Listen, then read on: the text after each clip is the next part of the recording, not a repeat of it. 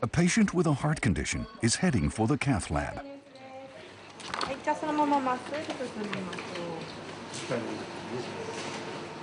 He has a narrowed coronary artery. If left untreated, it could trigger a heart attack. 今日は右手から技師者斉藤医師で心臓カテーテル治療を行います。 Cardiac catheterization is a minimally invasive intervention that makes it possible to treat diseased heart vessels without the need for open heart surgery. Did you sleep well last night? Yes, I had a good night's rest. A local anesthetic is administered to the patient's wrist. He will remain fully conscious throughout the procedure.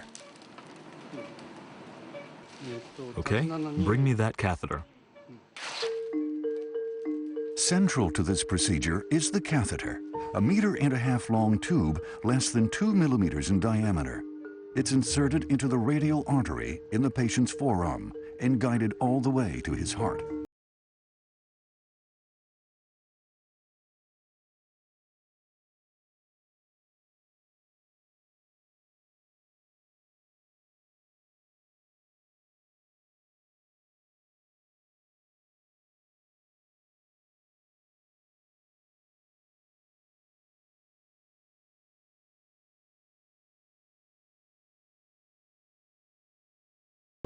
I checked to see if we really have to open all the narrowed points. It won't be necessary for the right coronary artery. So I'll be able to go back to doing all kinds of activities? Of course. Even golf? Oh, yes. You really love golf, don't you? Well, I think that's about it for today. The full procedure lasted less than 30 minutes. The patient is able to get up by himself. That was impressive. I feel like I've just been to the leading edge of medical science. I can't believe I'll be able to leave tomorrow. Most patients are released from the hospital after 2 or 3 days. Some are discharged on the same day, which helps to minimize hospital fees. In 1929, German physician Werner Forssmann became the first person to perform a cardiac catheterization. He performed it on himself and later won a Nobel Prize. Many doctors followed in his footsteps and helped to perfect the technique. These advances were made possible by the development of groundbreaking medical devices. One company has taken the lead in the field of high-performance catheters. Terumo Corporation was founded in Japan in 1921. It now employs 19,000 people.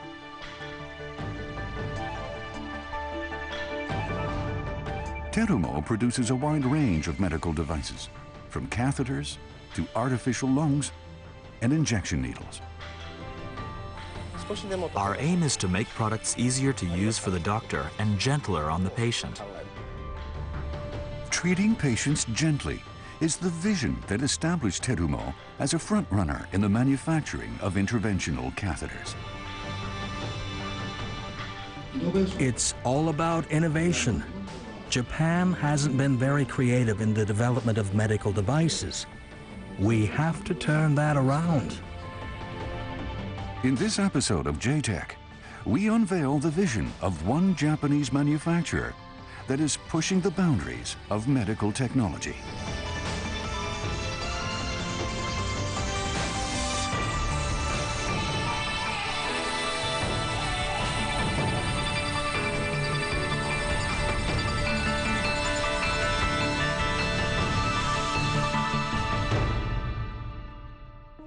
Hello, I'm Marc Carpentier. Welcome to the second edition of J-Tech Innovation and Evolution. Coronary heart disease is one of the world's leading causes of death. It used to be that the most effective way to treat heart conditions was through open heart surgery, a complicated procedure that puts a heavy burden on the patient, both physically and financially. Now, with the development of ultra-thin plastic tubes called catheters, many conditions can be treated in ways that are much less invasive and potentially safer and more cost-effective. The procedure that involves the use of a catheter to treat heart conditions is called cardiac catheterization, and it's revolutionizing medical science. It involves inserting a catheter into one of the patient's main arteries to reach the heart. Until recently, most physicians chose to enter the body through the femoral artery in the groin. But because it's a large vessel, there's a risk of bleeding, and the patient must remain immobilized for several hours after the operation for the puncture wound to heal. Today, more and more physicians are choosing to enter the body through the radial artery in the forearm, a technique known as transradial intervention, or T.R.I. This procedure lowers the risk of complications and is much easier on the patient. There's less bleeding, and the patient can literally walk away from the operating table. 70% of all coronary diseases in Japan are treated this way, making Japan one of the top countries in the use of T.R.I. One of the world's leading manufacturers of catheters is Japanese medical equipment company Terumo. But before we tell you about the company's products, let's examine the role of catheters in the operating room. The Shonan Kamakura General Hospital in Kanagawa Prefecture, just south of Tokyo.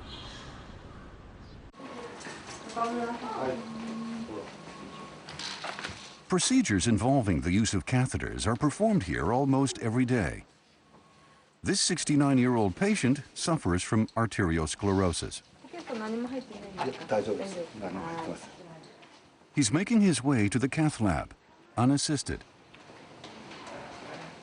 You're just about to receive heart treatment, and you're walking there? That's right. Can you believe it? Dr. Shigeru Saito will be performing the intervention. Dr. Saito has pioneered transradial coronary intervention in Japan and internationally. He also plays an important role in improving T.R.I. by providing advice to manufacturers on the development of catheters.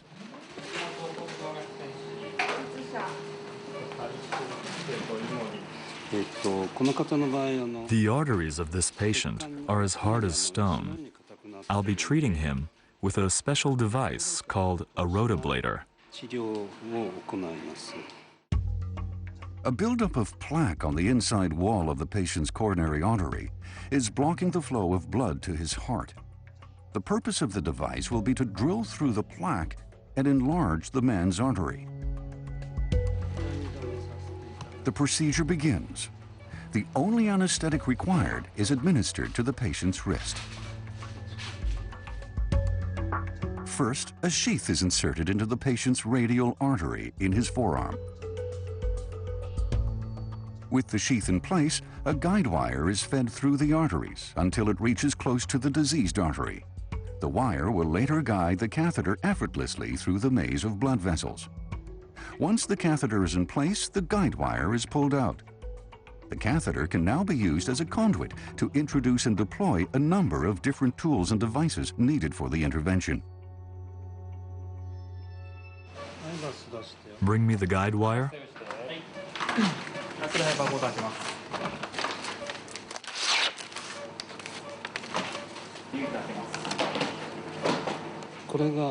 This is the guide wire.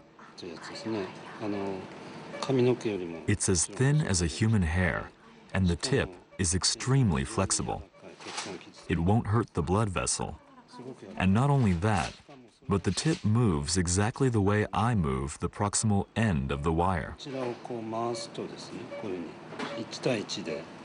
That's how I'll get it to the target area. The guide wire is a crucial instrument. Without it, it would be difficult to safely move the catheter through the tricky twists and turns of the vascular system. It takes Dr. Saito less than a minute to guide the 1.5 meter long guide wire to the focal area.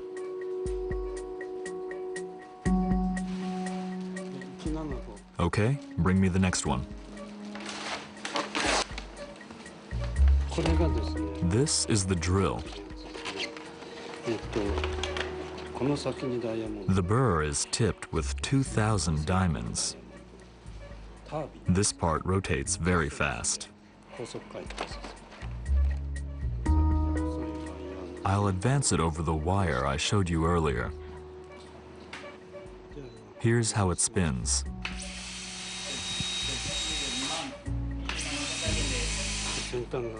The tip will spin at a rate of over 200,000 revolutions per minute. The device will drill through the calcified plaque that is blocking the coronary artery. 210,000 RPMs, 5 seconds.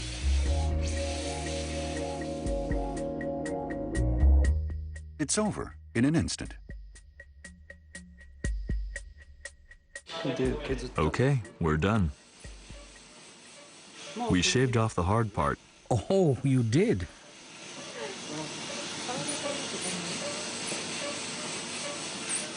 How are you feeling? I'm fine. The next step is to enlarge the narrowed portion of the artery. This is the stent. The stent is a 3-centimeter-long mesh tube made of stainless steel. It's deployed inside the constricted area of a blood vessel to restore the proper flow of blood.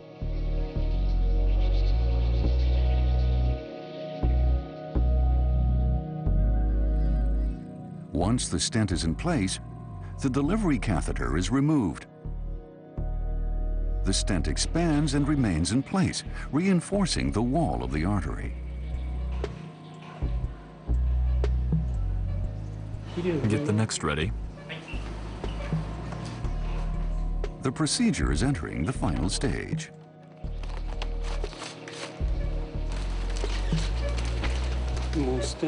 The stent is in there. Now we have to expand it sufficiently. For that, we use a high-pressure resistant balloon. The balloon's role is to further expand the stent and make it tightly hug the inner wall of the artery. The black area in the middle is the catheter. The white dots are the stent. We're using ultrasound to visualize and ensure the expansion. You can see how well it expanded. And that's the end of the procedure. The obstructed artery has been successfully repaired.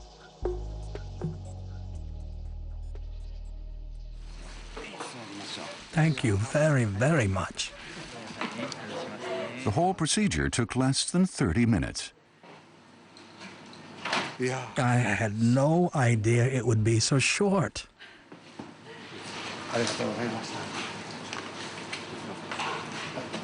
Are you all right? Your artery was calcified. Were you able to remove it? Yes, we were. Oh, thank you very much.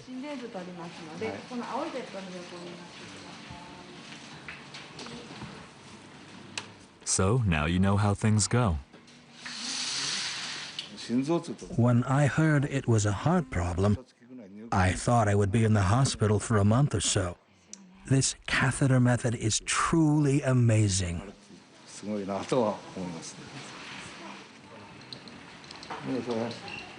The patient will be discharged in 2 days.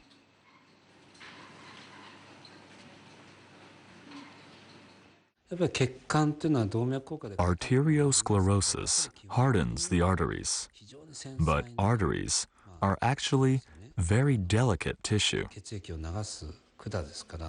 They're softer and more vulnerable than a straw, more like gelatin, if you will. Operating on such a delicate part without causing any damage calls for a quality device. That's why developing new tools is so crucial. The more sophisticated the technique, the bigger the role of advanced medical devices in developing our skills. Quality devices allow us to accomplish so much more. And vice versa, our needs as physicians is driving the development of new devices. We depend on one another. Terumo has developed several different devices for use in catheter treatments. To find out more about the technology, I visited the company's facilities in Kanagawa Prefecture. Nice to meet you. Hi, Mark. How are you? I'm doing fine, thank you. Thanks for greeting us today. Thank you. What does PRANEX stand for? PRANEX actually stands for Practice Annex. It's a mock hospital where we have multiple training machines as well as actual hospital facilities where we can do trainings for medical professionals. Your son. I think that's a lead jacket. You're all changed Yes. and ready to go? Yes. Okay. And we're going to need this. You are definitely Right. going to read it. A lot of radiation in there? Yes. Okay. Absolutely. Okay, doctor. Alrighty. This Shall way, we? please. Yes. Oh, wonderful. This is amazing. Yes. It's very impressive. So what do we have here? This is an actual angio machine which actually projects the X-ray. I see. It's exactly the way it would be Exactly. if we went to a hospital. Hospital. I see. I had a chance to try my hand at running a catheter through a radial artery on a mannequin. Okay, Mark, this is called a guide wire. This is a device that you use to put into your vessels and arteries to guide the other devices to your target, Including the catheter. including the catheters, absolutely. Do you want to take a little bit of that? Sure. I know they're extremely thin and Yes. very flexible. That's amazing. Look how flexible that is.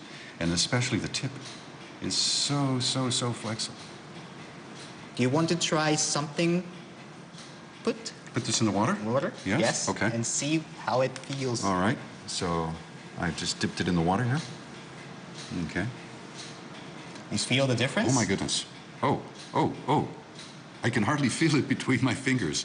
That's how slippery it is. Very, very slippery, which enables this guide wire to track into your vessels and be able to control very well. I see. So when this comes in contact with the blood, Yes. it becomes very slippery very like slippery. this. Amazing.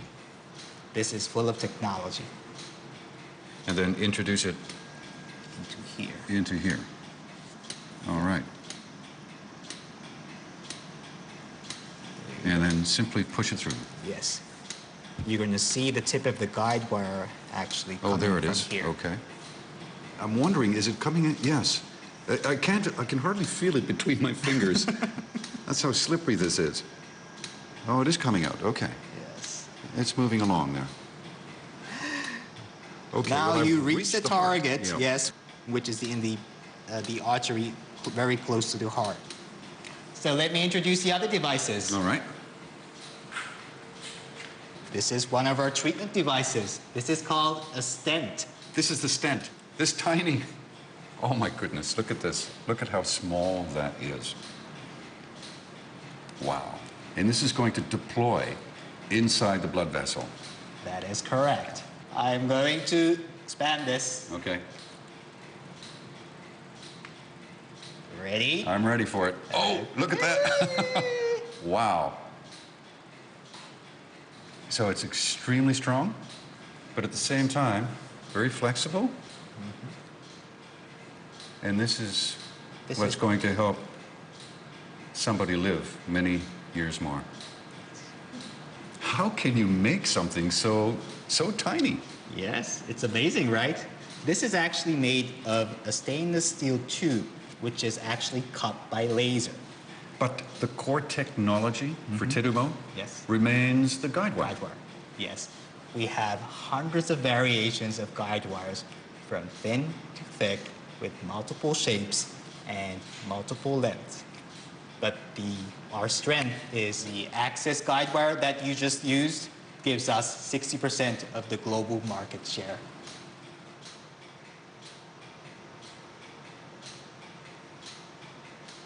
Medicine and technology have evolved side by side. They actually depend on each other. Surgeons and physicians have played a major role at guiding manufacturers in the development of medical devices. And that's exactly how Terumo has become one of the world's top medical device companies. Sekisen Kenonki Corporation, a small manufacturer of clinical thermometers, was founded in Tokyo in 1926. Its corporate philosophy was based on the idea that public health is the foundation of national stability. One of its founders was a bacteriologist named Shibasaburo Kitasato. His contributions to the development of a serum against tetanus made him one of the fathers of modern medicine in Japan. The company hoped that manufacturing quality thermometers would be a way to honor Kitasato's work in the field of preventive medicine. The company's thermometers featured an easy-to-read red-colored scale, and their reputation for quality spread outside Japan to the United States and 53 other countries. In 1974, the company changed its name to Terumo.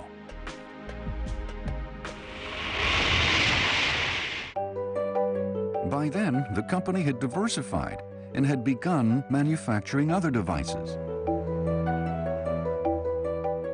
It went from making disposable syringes to manufacturing blood bags and artificial lungs. Then, in 1979, a revolutionary medical procedure developed by a German physician caught the attention of the company. It was called cardiac catheterization. That's when Terumo started to pursue the development of catheters. At the time, we were sort of a venture company in the field of catheters. It was about engineers lending their ear to the market, listening to doctors, and asking them about the kind of problems they faced. Our main strength was in our manufacturing know-how, in continuously trying to improve our products to make the procedure easier for the doctors and their patients. In an age of unbridled rivalry, Terumo took up the challenge of developing catheter guide wires. Hiroshi Yagi has dedicated his entire career at Terumo developing catheters. He explains the difference between guide wires developed 30 years ago and those made today.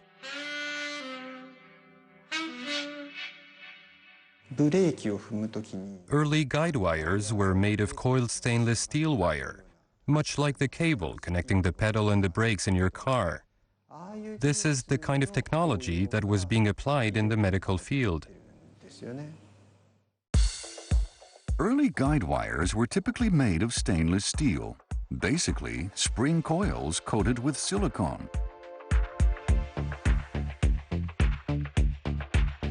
They were difficult to maneuver inside the blood vessels and tended to break easily.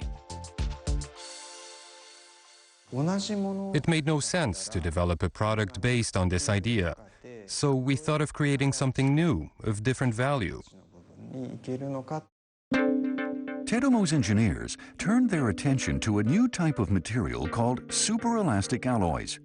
These are also called shape memory alloys because of their ability to return to their original shape after being bent. The engineers thought these alloys would be most suitable for their guide wire core. They wrapped the superelastic alloy wire with X-ray resistant polyurethane. This presented several advantages.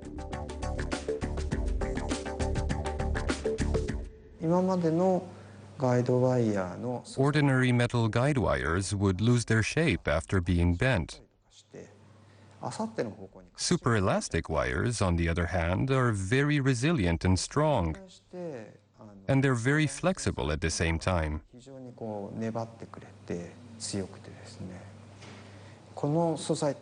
But they're also quite expensive. The company chose to go with superelastic alloys despite the cost, even if this meant making a product that would be more expensive than other brands. We thought this kind of product could answer the needs of physicians.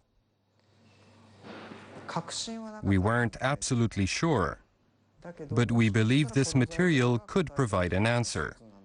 So we bet on it. Terumo's engineers also chose to experiment with another innovative material that would be used as a coating for the guide wire. Until then, coatings tended to be hydrophobic materials that repelled water. We decided to use a material that was water absorbent. This substance is called hydrophilic polymer.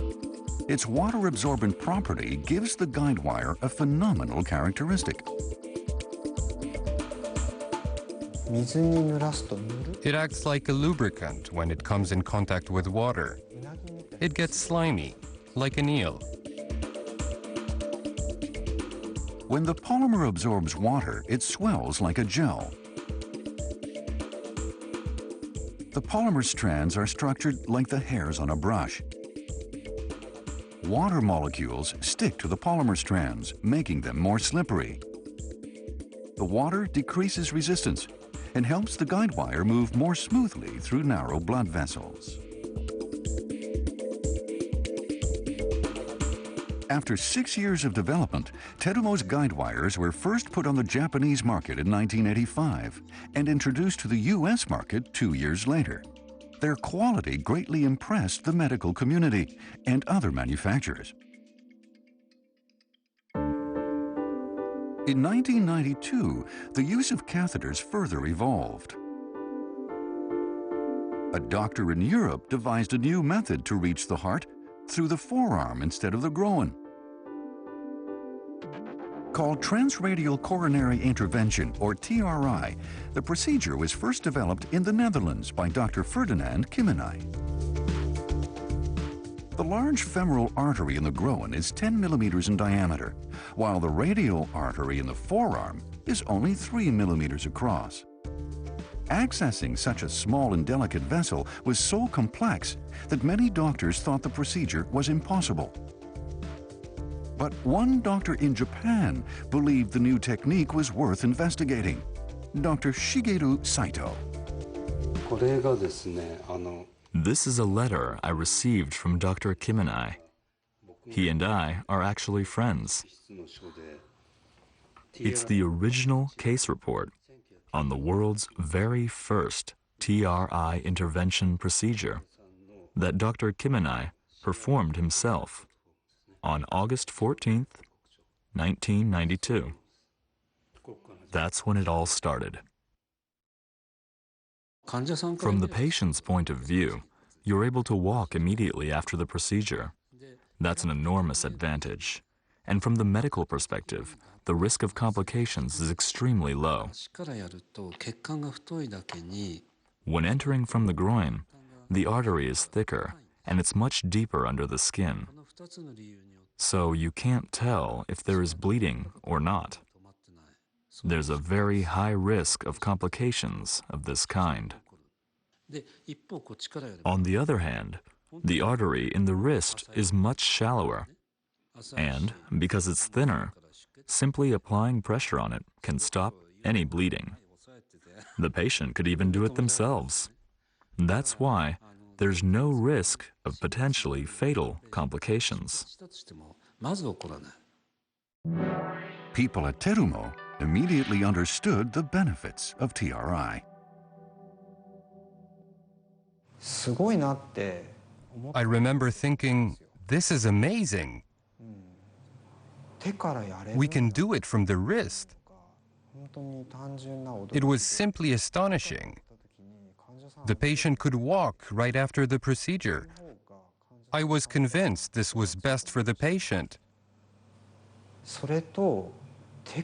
But at the same time, I realized that the artery in the forearm is a lot thinner. Some things you did from the groin were impossible to do from the wrist. I remember thinking this. People kept telling me T.R.I. is impossible. One particular challenge associated with T.R.I. tormented both doctors and engineers. The artery in the wrist is different from other arteries in the body, in that its size can change dynamically.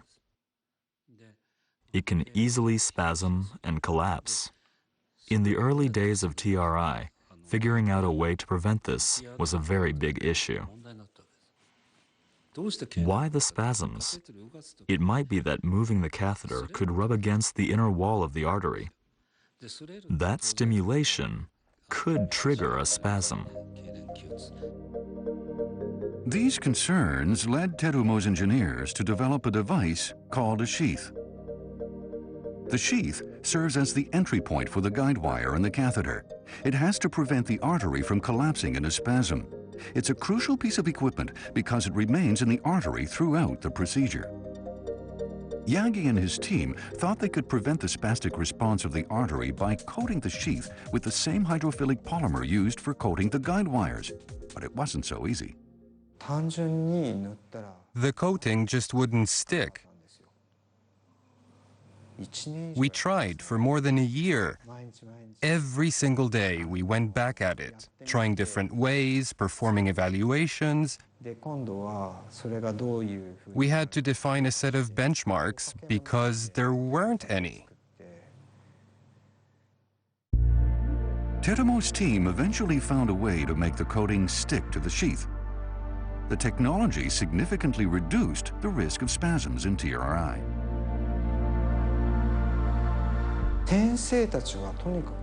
Back then, what the doctors needed most was the right type of device.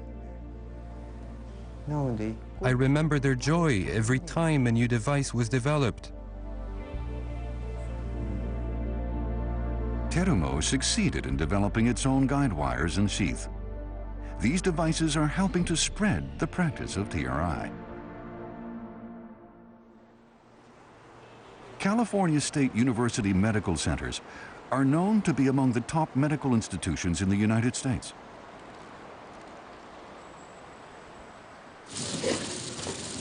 Little pop here, little speed bump, okay? T.R.I. is widely practiced here. Now you look just like us. Not sure what you're in. Catheter's going in, tiger's going in.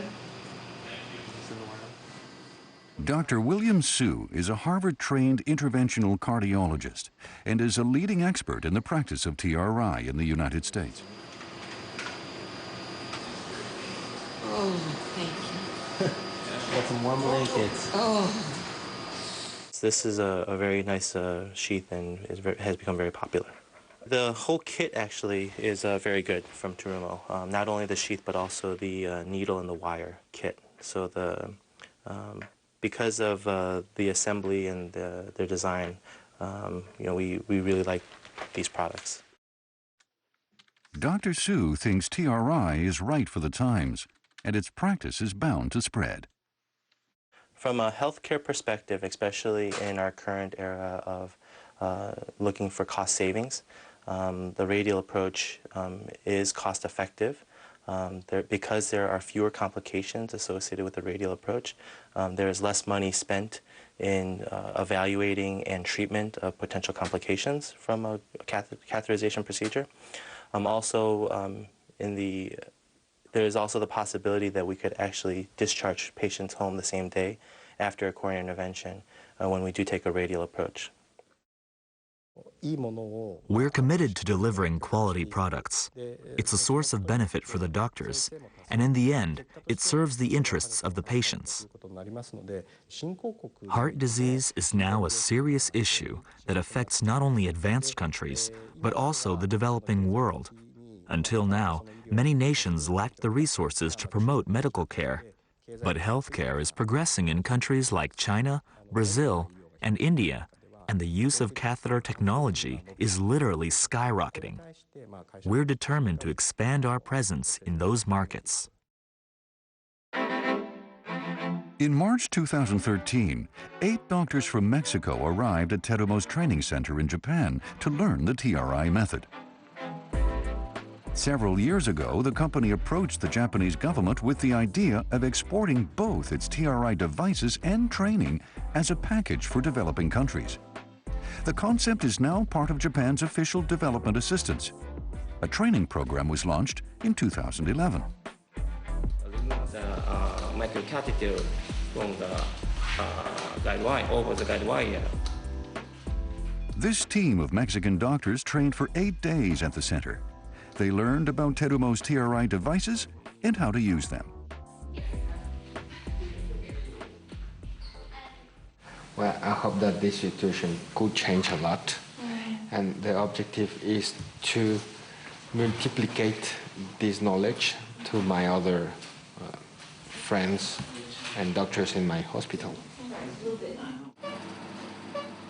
The visit also provided a unique opportunity to observe Dr. Saito as he performed an intervention.